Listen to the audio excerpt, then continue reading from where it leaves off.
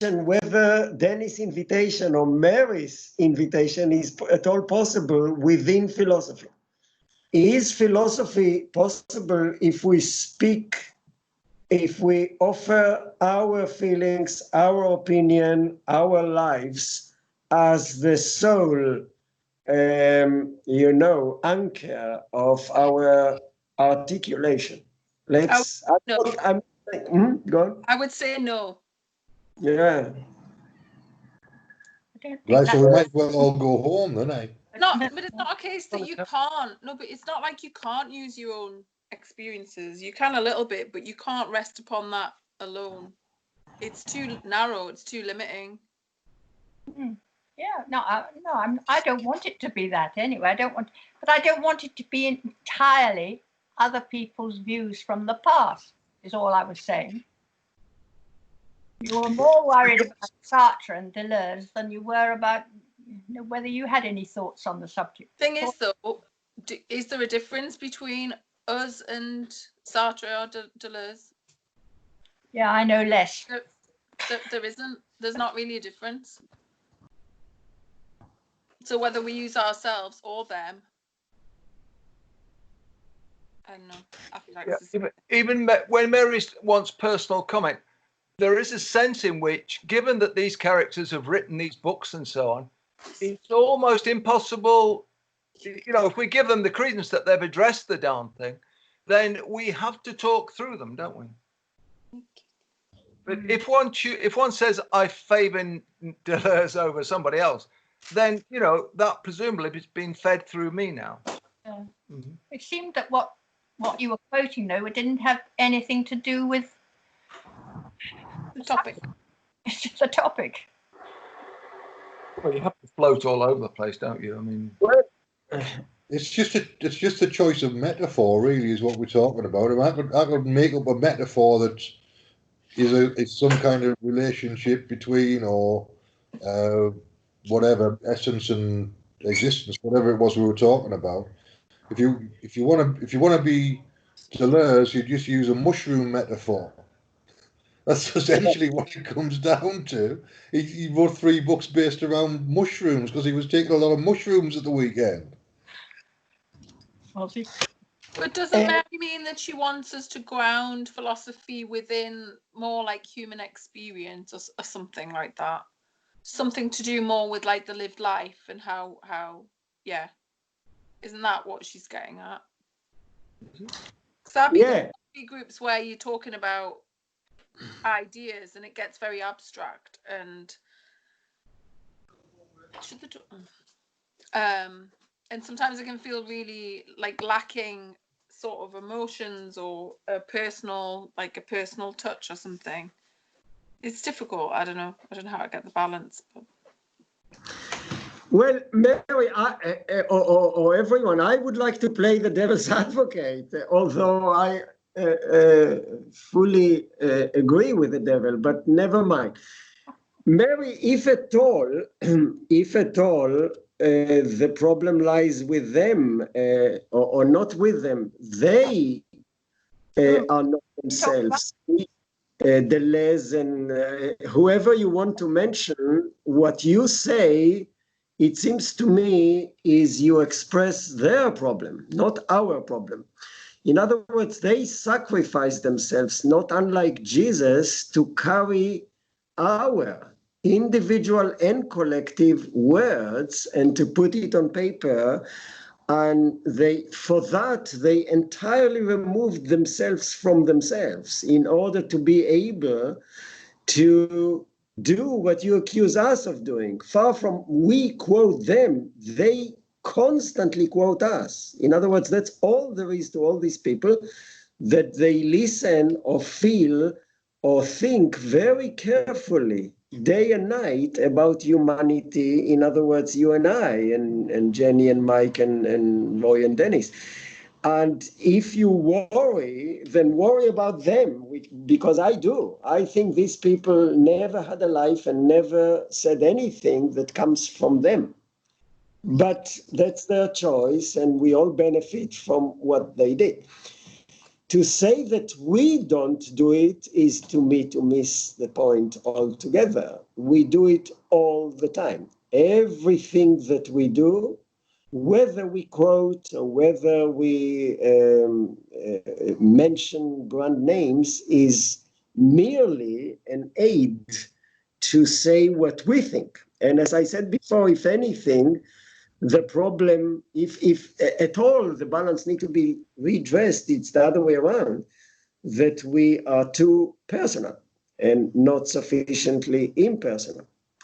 But now I come to the core of it. Where are Jenny and Mike? I don't know. Have we disappeared? Yeah. Yes. I just have to text Layla, so I go off the screen. We're still here.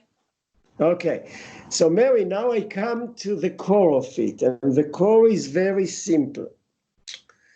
As I said before, we cannot articulate ourselves. There is a problem, profound, call it in speech, call it in consciousness, call it in body-mind connection, place it where you like, that we almost impossibly otherwise, are the least able to represent ourselves. And we are, therefore, or alternatively or conversely, represented by those that you suspect of enhancing our defense or escape. In other words, philosophy is an attempt of every human being via them, as music is, as art is, to emancipate or to be free or to become authentic. And without them, this myth that if we can simply connect with ourselves, we will be more free, is precisely that, a myth. The only way we can be free is if we surrender our sovereignty. Are you with me? Yeah. And so when I quote Nietzsche, it's because Nietzsche, I honestly don't have any preference to one over the other, or I don't fall into hero worship about anybody. There is no problem there for me, and I think, dare I say, for anyone, there is no problem. It is not because we don't want to be ourselves. It's because we do want to be ourselves that we turn ourselves towards philosophy, and we read voraciously, and we use their names. Sometimes it's so moving in an attempt. Perhaps even then we fail. I am not saying that necessarily we succeed, but certainly it's a move in the right direction. I'm not saying don't read their words. Good heavens, no. I just don't want every bit of the discussion to be a pick up of a few words from one to a few words from another wise person. Do some thinking for yourself. What do you actually feel? But that's the point, that they think for you. I'm not saying you or me. Okay, I'll speak for myself. I'm not saying I'm incapable of thinking, but they think for me. And put it better. Okay. Yeah, they put the work in. Put it better, much more than put it. Yeah, sorry, Roy. No, I just say they put the work in. Yes. Thinking. Or to put it otherwise, they are, for me, what existence is for essence. Existence is for essence. I know I must be really stupid, but I still don't get this existence, essence, appearance. No, I don't get either any, not at all. Mike will explain. I mean, it was quite interesting what you were saying earlier on, that sort of essence, or was it something like the Greeks, we're still on? The Greeks brought in essence as a counterpoint to appearance. Yes. But then essence over time has become to take the place of appearance. Yes. And then the existentialists came along and tried to play. I mean, I kind of wonder if I don't. You're not explaining it to me. Well, I still don't get it. no, I was just using that as a starting point. Um, Like, I kind of wonder whether that it's as straightforward as that. but why are you not explaining it to me? Patience. That. I mean, you're sort of saying you can't get existence by itself. You can't get essence by itself. They're two sides of the same coin. And I think that this link with appearance is a bit of a red herring. Appearance has got to do with it. That existence and essence are two sides of the same thing.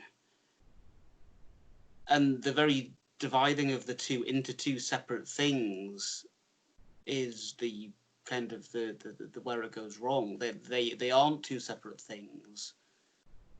They are one thing. How does that help me understand? I don't. So Explain to Jen. Yeah, Yeah. like you're just using it as an opportunity to give your opinion. That's right. You're right. yeah, Mike, tell me what they mean.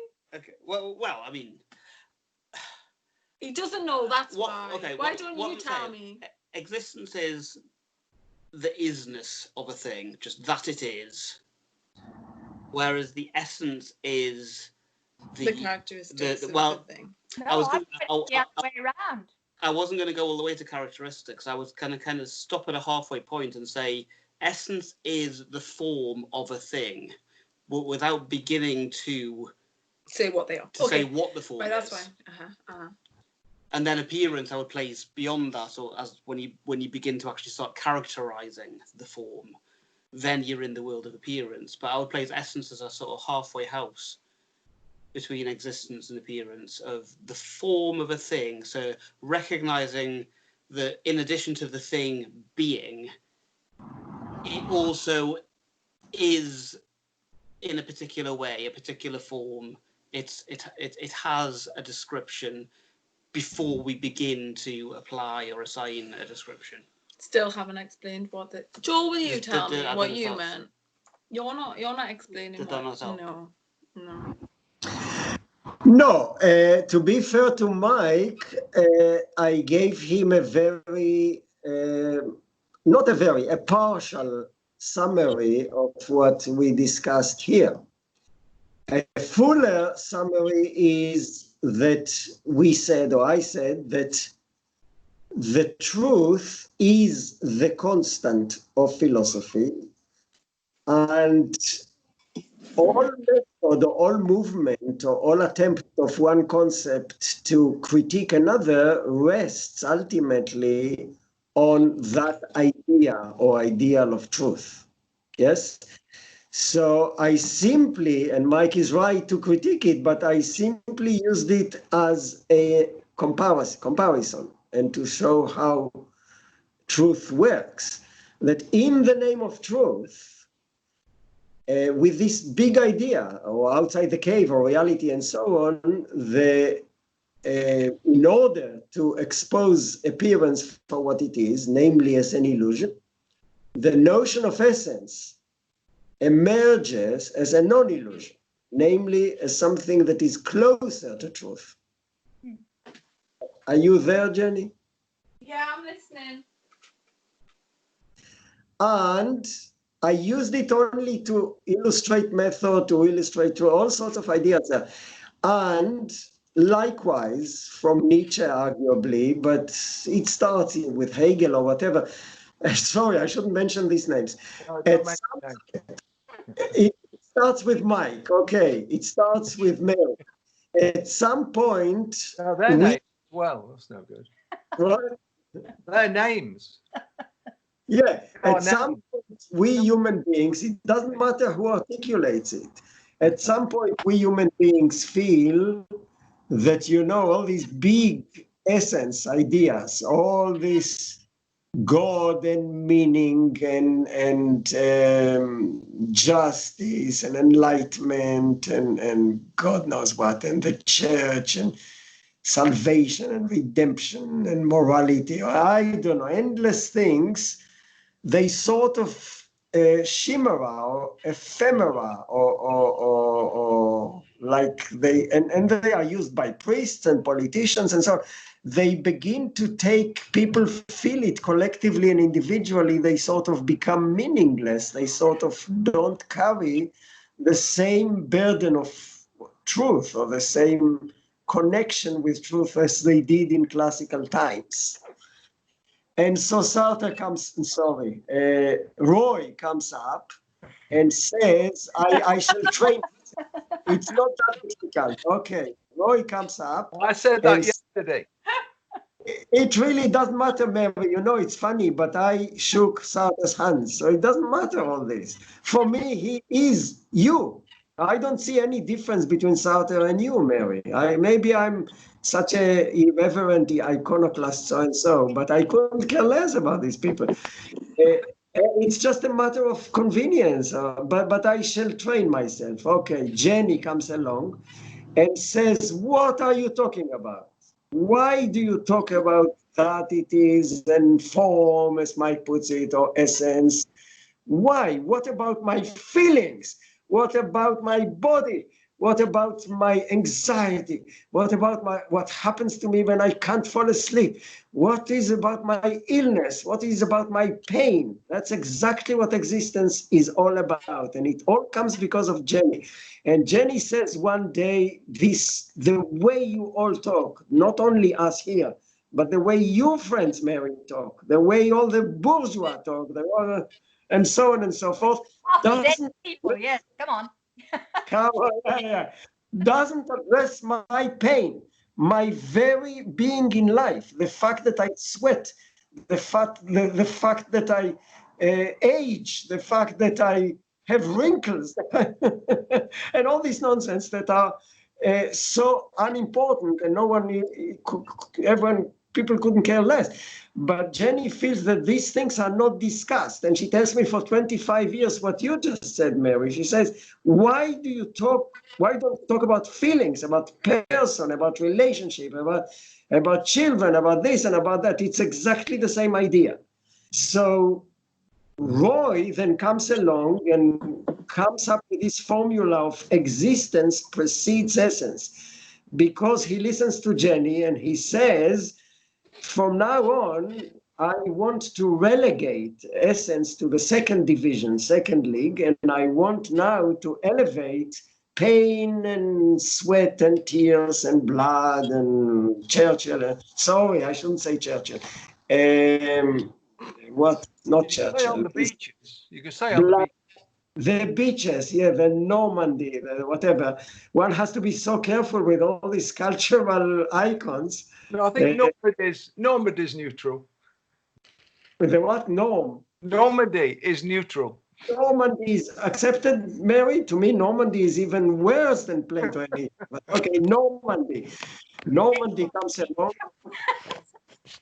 You know why Roy says Normandy, Mary? No.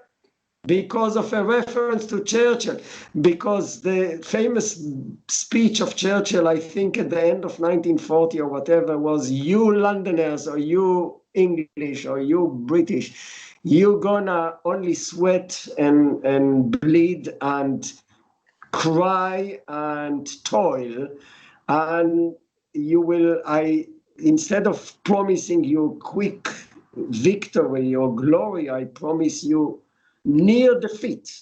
But he says you will not be defeated, you will survive. Anyway, doesn't matter. That's why Normandy, because doesn't matter.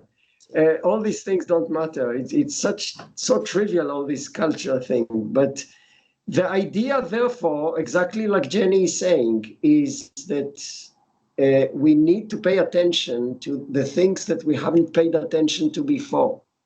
We need to pay attention to these little things that niggle us, that have not been elevated by human beings to not only words in conversation, but it's not even legitimate to talk about them. So Jenny talks to me in secret, because she feels what she says is not legitimate in human social conversation. which is absurd. And I agree with Jenny completely. Or with Roy, who invoked existence before essence. I agree that conversations should stop talking about essence and should start talking about existence, namely the nitty-gritty of life. You know, the sub language, the boy, I repeat, the secretion, the physiological, the sexual, the God, all this nonsense that no one talks about, or so Jenny thinks no one talks about. We talk about nothing else when our work. The whole conversation for 8 hours a day when we're not on the phone is about sex, basically. Well, listen to the way people talk about sex, and you realize that they don't talk about sex. Oh, they do at the place I work. They definitely do. I'm being too clever by half here. Yes. You mean to sell windows? Dennis, Yeah. they sell windows by talking about sex. Yeah, Anyway, well, when we're not talking to the customers, we're talking about sex. Yeah, that's usually how it works. It goes in and out of different topics, but it always comes back to sex in the end. So to say that nobody talks about it, I don't think that really works, because I spend my whole life trying not to talk about it. At any rate, existence vies for our, if you like, philosophical attention. It is to say, if you like, you philosophers have divorced yourself from life. You divorce yourself from the individual. You divorce yourself from the agony or the fear or the dread you divorce yourself from facing mortality. You divorce yourself from being alone. You created a culture that embraces all sorts of high level or concepts that in essence substitute or defend against the horror of living, or of existence, if you like, even lower than living. And we call upon you in the name of truth or in the name of philosophy to allow this phenomenon or phenomena, or allow this events, or call it what you like, to be incorporated. We want philosophy to start talking about this and not about God or about morality or whatever, and to incorporate peculiarity and misery and the criminal and the insane and the gay. It goes on forever and ever, and it keeps growing. So it's a shift of focus in philosophy. What are we talking about now? What is there to say? What is there to say about it? I mean, Mary wants us to talk more and more about existence versus essence, yes? No, I don't think it's a huge subject. I just thought it was supposed to be the kicking off point, and we never got to it for the first hour or an hour and a half. But anyway, it doesn't matter. We talked about something else. I'm not complaining. I was just slightly wondering whether we were ever going to, or whether we wanted to or didn't want to, or what. Can I just step in here? Mary, did you mean that you had a take on it already that we didn't include? Include? You didn't mention anything to do with it, as far as I could make out. We didn't deal with existence and existentialism. No. But weren't the words being used all the while? I mean, no, they The weren't. way that you were using the word existence was completely different to the way Mary was expecting, I think. Yeah. Because you were using the word existence in the way that most people use the word being. Yeah. Yeah. Okay, so we didn't define our terms right from the beginning. I should have jumped in and said, what the hell are you talking about? Like 50 minutes earlier, and then we'd have got there. No, I understand. At least I think I understand what happened. I commented on Dennis' post and I said existence is essence, cheekily or provocatively. And then Dennis asked me to explain myself. And I explained myself. I read it as very aggressive, but it's lovely. And you are right, Mary. We spend, in my opinion, we spend the first hour or so, however long, in tackling this idea that existence and essence are not that far apart. And that led us to appearance and all the rest of it. But it is because we didn't start in accepting the existentialist definition, but precisely critiquing it, because of my stupid comment to Dennis, if you like. So we critiqued it, not defined it, whereas the title of the group was definition. Yeah. Mm-hmm. And I felt, I don't know, maybe I was wrong. I felt challenged by Dennis to explain myself. So, I assumed, maybe I was wrong, Mary. I assumed that this idea of existence and essence is so part of the culture that it goes without saying, that the task is not to highlight it yet again, but it is to critique it, to move on from it. Okay. And maybe it's not right to do so. Maybe the first thing you need to set out, what is it that you critique, and not to assume that it's by now a cultural icon. And to then ask yourself whether you critique it or how you critique it and where do you move from there and so on. But to give people a sense that we, at least accepted as a starting point the existentialist distinction between existence and essence. And I don't know, maybe I'm so wrong. I grew up with existentialism, and when Roy and I and Jenny joined NPS, all we found, I mean, I exaggerate a bit, but all we found there was a bunch of existentialists. That's Existentialist Cafe was the NPS. They all, of my generation, I suppose, they were all into this. The individual and existence and all these things, all this very tired because it's in the 60s of the previous century. But it's powerful. But as you say, it's become a little hackneyed now, and it is partly understood and taken for granted and used maybe sometimes in a slippery or the wrong way. And if Mary missed out on that, it's like walking into a minefield in a way. Yeah. I mean, the one thing that was obvious to me, and I speak for myself, Mary, is that it was 2005 or so, and postmodernists were seen as yet to come, as new. When I would say in 2005, even postmodernism was passé. But only here and there people talked about it as if it is the new thing on the blog. And they brought, what's his name, Jim, to give us a seminar on postmodernism. And everyone, Derrida says, like little kiddies, Derrida says this. When we all, as I see it, I don't know, we all grew up, let alone Sartre, who belonged to the generation above us, but the postmodernists were with us when we were adolescents. You were involved in that much more than most people here, I would guess, John. Are you telling me, Roy? I always ask. No, I mean, it may sound astonishing. I'm sure it didn't run through society as much as it did for you and your society.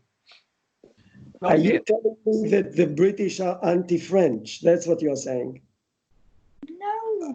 No, I could go much further than that, but Mary says no. Yeah, I think France had a much bigger influence on Israel than it did on here. Yeah, for sure. French thought. Some of us didn't think at all, you know that. There wasn't a huge amount of existentialism in the mining village that I grew up in. I know that much. There wasn't much. There wasn't any. Wasn't any. But Dennis, that's the point. Sorry, I butted in. I grew up in a mining village, Dennis. Do you know that? You and I come from a village. Oh, come on, Roy. Honestly, You I reckon it at 2 or something. what? You're saying you recognised it too, Joel. It's nothing to do with where you lived. No. No, I'm not referring. Dennis is wonderful. I'm referring to the village. In other words, how? I mean, it's a question that I ask myself. How is it possible in a country so close to France? Admittedly, it was the golden age. The French dominated the golden age of philosophy, namely 20th century. It was the French rather than the British. What can you do? But how can a country so close to France have not been dazzled by what was going on next door? Because it's insular. How is it Because possible? It's not Because people possible. were too busy trying to survive. Yeah. People didn't spend their days thinking. They just got through life. What do you mean? How? Now we are getting there. You distinguish between getting through life, or in Dennis' word, survival, and between thinking. Yes. No. Okay, so maybe that's what Mary wants. Mary wants Dennis to fall on his knees and confess that why he puts existence, because he was trying to survive and there was no one around him, nor within himself, any energy left for thinking. Yes? That's what Mary wants. I have no idea. I had plenty of energy left for thinking. I mostly rejected the people around me, so all I had was thinking for the most part. But there certainly wasn't any existentialism to be spoken about, apart from just survival. Yes, survival. You are saying that maybe in the 50s even more so, or 60s even, I don't know, but Britain in general is about survival. Oh, I've had enough, really. A lot of it is, yeah. A lot of people don't get the option of sitting around in cafes for 6 hours a day talking about Sartre. How is it possible? It's a rich nation. Some of it's rich, Joel. Some of it is. What, Mary? I went 80 years without thinking twice about Sartre. Yeah, but you don't put it in terms of survival, or do you? I put it in terms of living. I lived my life without philosophy. How could it happen? No. That's not the point, Mary. The point is the way you use the word philosophy. Dennis is a bit more, I think, closer to the mark when he says thinking. You say, I lived 80 years. You don't dare to say, I didn't think. You see, you put it euphemistically as without philosophy. Well, I didn't think philosophically. No, Denny, I'm not challenging you, Mary, although I come across like that. Denny says, he doesn't use the word philosophy. He says it's much worse than that. It's not whether one thought about archaeology or about anthropology or about politics. He's saying survival. In other words, when you try to survive, you don't do anything else. Existence. Never mind philosophy versus rhetoric. In existence. The There what? are things in existence. Yes, then he says that's all there was to a mining village. Yeah, I might be exaggerating slightly, but it makes the point. Yeah, it makes the point. Yeah. I'm not thinking. Yeah. It's just exist. If you want a definition of existence, it's just where's the next meal coming from? Yeah, I understand. And essence is definitely something that isn't that, unless you'll come up with a clever wordplay that combines the two. Yeah. So, Mary, if you don't mind, are we still friends, Mary? Oh, come on. Of course we are. If you don't mind, let let us make it very personal here. Yes, go on. Go on. It's not for nothing that existence emerges as a call for people to account or take stock of what's going on around them. And to put it as brutal as can be, whoever you are going to blame, is that existence is all. Never mind if you are rich or poor, or never mind if you're in a village or a town. What existence is saying above all that, because after all, we are talking philosophy here, is not that some poor, miserable people break their back carrying rocks like my parents did and so on, and some people are rich bankers. It is saying that across that vertical line, all there is existence. It is saying something big. After all, we are here for big ideas. Such a long sentence. I've forgotten what the subject was at the beginning of it. Because I try to protect you, Mary. The idea is simple. You only existed. You know what? I shouldn't say only, because I don't put it down. You existed. Yes. For 80 years. Yes. And it's got nothing to do with whether you were familiar with philosophy or not. It is that in line with the spirit of the times, if you like, call it, you can be negative or positive about it. That's not my point. I'm not here to laugh, but all you did was to exist. Now that is a big message. I'm not saying it's negative necessarily. It's a big message. It's not that you didn't hear about philosophy. It's that you didn't hear about philosophy for a reason. Not because it so happens that you didn't hear about it, because there was no philosophy. And by extension, there was nothing else. Nothing else? Yes, nothing else. By way of essence. We are here trying personally, Mary, to relate our lives in a very brutal way, because that's what personal means, to ideas that otherwise are in the abstract. And that's what it means. It means, if you want to be personal, that essence is not only philosophy. If you like, it's anything above or beyond, or how do you refer to it, beyond existence. That any attempt to raise your head from the next meal, as Dennis puts it, or from the next potato in the field, or from the next, I could get dramatic about it, is not possible. And therefore, existence is the only thing there is. And therefore, the meaning or the lack of it lies in existence rather than in essence, because that's all there is. And it's not for nothing. It's not because Sartre was some charlatan. You've missed something along the line there. What? You've missed something. You said there is nothing but existence. Existing. Okay. Existing. And because we are brutal and personal here, Mary, for 80 years, all you did was to exist.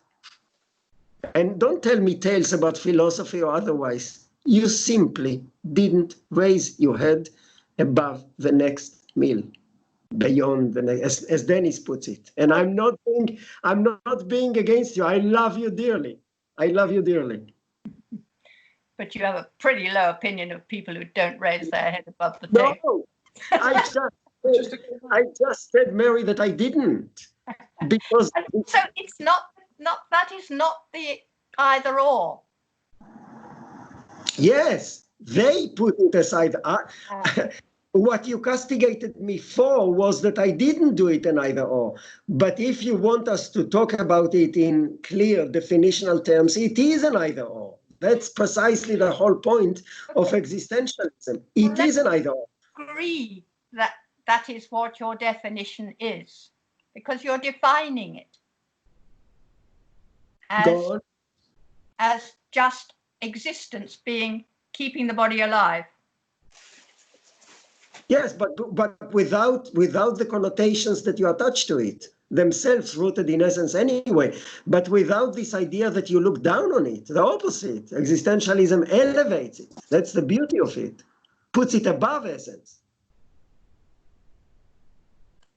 The existentialists put existence above essence. They're not putting it down. That's the whole reason they call themselves existentialists. They say that is it. Yes. It's the truth. It's far from looking down on it. It's a beautiful attempt, whether I agree or not. It's a beautiful attempt to say that they are in touch and they are philosophical. It. The truth of life is being alive, is what you're saying. Yes. And accepting it and living with it. And it's very Greek, looking reality in the face, looking mortality in the face, facing up to the meaninglessness, the absurdity, the alone, all these endless things, and facing up to it with courage. And that's far superior than escaping into essence. They don't say courage, do they? They just say good or bad faith. That's the only measure they use, isn't it? That's true. Who escapes into essence? What the existentialists would say that philosophers before them. All right. Or by extension. I mean, I don't look at it as philosophy. By extension, that's what philosophy says. It speaks for all of us, all people. The masses who join the church and who want to believe there is meaning or enter ideologies or collective organizations themselves are not authentic, live in. Oh yeah, so we've missed something. We've got to take into account that existentialism is basically atheistic, isn't it? Arguably, yes. There is no God, yes. Yeah, so they're defining existence and essence in terms of something without God, which is why they're critiquing the previous things which all had God in them. Isn't existence itself a form of God? That's a existentialism. Yeah, existence takes on something of the absolute, doesn't it? Yeah. That's already a critique, Roy. I sort of go along before I critique it with what they say, because that's what Mary wants. Yeah, I understand. In other words, what we're saying, if we're saying that if we can go with that they say no essence, in other words, no absolute, and one of the major absolutes for many people is God. God has to come back in. Essence has to come in via the back door. Does it not? They split, and then they have to bring them together again. Could it not be said that they don't bring it in? That it's not they bring essence in through the back door, but they actually bring it in through the front door, and actually by declaring sort of existence, pure freedom, we must create the values. We must create the essence ourselves. Do they not return themselves to the very beginning that brought about the thing that they were arguing against? Yeah, because if it's moving to essence by human agency of some form, or decision making, or inspiration, or God knows what, then yeah, that's right. It is the front door. In fact, if you cling to either of these for too long, the other one shatters, doesn't it? Or shatters or appears as the other side of the coin, yeah. Mm. But in my opinion, I always say the same thing. In my opinion, you move too fast, given Mary and perhaps Jenny before. They want to stay with this idea. Yeah, stay with the binary for a time anyway, at least. Yeah, and particularly with existentialism, existence, particularly. It is a strong concept. I think in this country, if we're talking in the rather loose terms we did about thinking and so on, if one only has existence, what was I going to say? It has to carry everything. It's not that people don't think. All right, they may not have. The educational system here is hopeless for purposes in the terms we're talking. But it's not that people themselves don't ask questions. So existentialism, if it is such a not just a big concept, but an experiential whatever, a way of living, whatever, it's got to carry the whole load. In other words, it cannot exclude essence anyway. So it's only a question of the basket we use to carry everything in. Existentialism as an idea is just a container, which includes essence. It may be the only thing inside it is essence. So it all becomes it's fascinating, really. It all becomes a definitional exercise. Existentialism is a beautiful definitional basket to carry things in. But Roy, to me, you are trying to soften the blow, and I don't know. I have a stroke of the devil in me, in which I want the blow to be even harder. I don't know. Because, as I tried to say before, it's not that Mary hadn't heard. Okay, she hadn't heard about or hasn't or whatever. It is that Sartre expressed Mary's existence. Whether she heard of him, he heard of her. He wrote the book for her or on her behalf. So it doesn't matter if she knew or not. He picked up that which he, in bad faith and lack of authenticity, avoided looking into for 80 years. Yeah, he was speaking for people in general. Maybe that's a softening of the blow, but I'm talking to Mary here. He's speaking for people in general, which includes Mary.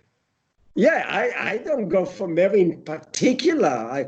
It's all of us. It's all of us. Yes, the fact that I heard about or met him doesn't make any difference. In a sense, he said exactly about my life as he said about Dennis' life. We were, no matter how many films we saw, books we read or discussed with each other, essentially our life was, and in some ways I can see what he's saying, was brutal. And there was nothing else but this fear, constant fear. What fear? What? Yeah. Life in those days. Arguably, it's even worse now. Arguably, I don't know. Who knows? Arguably, yeah. If we had to come up with something to describe the 20th century as like one word, it would probably, I don't know what it would be, but part of it would be fear, because the Cold War took about 40 years to unravel itself, and that was all about fear. Yeah. It was basically about fear of death, which is completely existentialism. Yeah.